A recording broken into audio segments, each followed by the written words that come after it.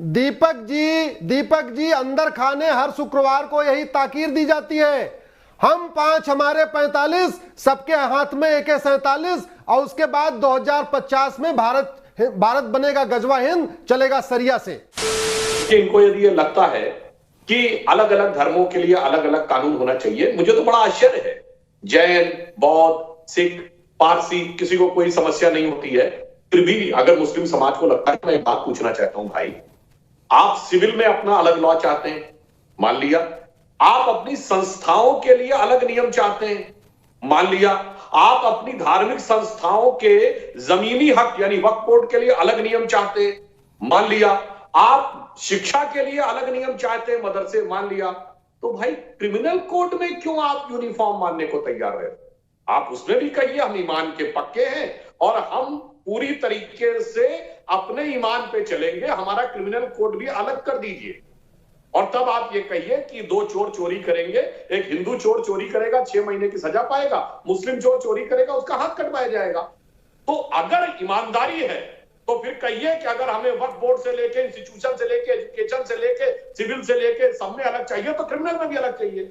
अगर मुसलमान चोरी करे, ऐसा कानून बने कि अगर मुसलमान चोरी करे तो उसका हाथ कटे, मैं तैयार हूं इसके लिए, बनाइए ऐसा कानून। आप मुस्लिम पर्सनल लॉ बोर्ड से यह प्रस्ताव पारित करवा दीजिए, जैसे ट्रिपल तलाक से लेके शाबानों के केस पर मुस्लिम पर्सनल लॉ बोर्ड ने न सिर्फ अपना व्यू दिया है बल्कि न्यायालय तक जाके लड़ाई लड़ी है। आप कहिए मुस्लिम पर्सनल लॉ बोर्ड में प्रस्ताव लाइए, प्रस्तावित करके भारत सरकार को देखिए हम कानून बनवाते हैं। ये फंस गया। आप पार्लियामेंट में एक अध्यादेश लेकर आइए कि इस्लामी कानून मुसलमानों के लिए नाफिज किया जाएगा। सर उल्टी गंगा क्यों बहा रहे? उल्टी गंगा क्यों बहा रहे भाई? आज पहली बात तो ये मौलाना साहब एक्सपोज हो गए कि ये भारत में शरिया चाहते हैं। आज इन्होंने ये मतलब सुधांशु जी ने उनको उलझाया और उसमें उलझ के बाकायदा इन्होंने स्पष्ट कह दिया।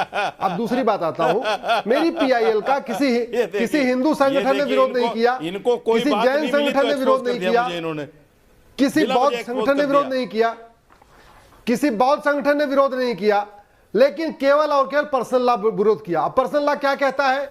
हम 5 हमारे 45 करना हमारा फंडामेंटल राइट है, हलाला करना हमारा फंडामेंटल राइट। अंदर खाने हर शुक्रवार को यही ताकीर दी जाती है, हम 5 हमारे 45, सबके हाथ में AK-47 और उसके बाद 2050 में भारत बनेगा गजवा हिंद, चलेगा सरिया से। ये जो मुंह से नहीं कह पा रहे हैं, हर शुक्रवार के दिन चुपचाप यही कहा जाता है। जो भीड़ इकट्ठा होती है उसके बाद यही ताकीर दी जाती है। मैं आपको बता रहा हूं। अब मैं आता हूं विषय पे। बड़ी सीधी सी बात है, एक तरफ आप संविधान की बात करते हो, फिर कहते हो हमको शरिया चाहिए। अरे ये संविधान की आत्मा है आर्टिकल 44। जब तक आर्टिकल 44 नहीं लागू होगा तब तक भारत को सेकुलर कंट्री कहना सेकुलरिज्म को गाली देने के समान है। अब दीपक जी दिक्कत क्या हो रही है?